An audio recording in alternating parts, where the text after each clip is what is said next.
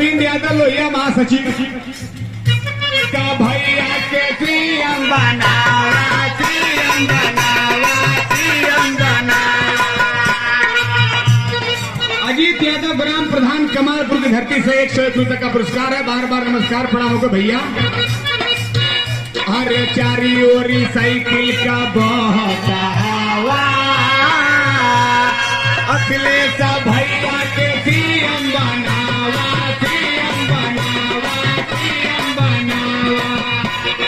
Cycle वाला आ रहा है, आने दो, आने दो। जनता कह रही है साइकिल वाला आ रहा है, आने दो, आने दो। सबके मन को भा रहा है, भाने दो, भाने दो। साइकिल वाला आ रहा है, आने दो, आने दो।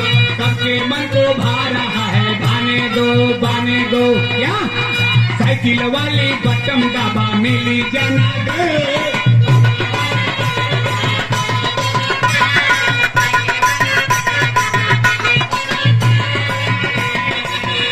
अरे साइकिल वाली बटन दबा मिली जना दे। सीएम बन के बाइक ले रहे हैं भैया, ये अखिलेश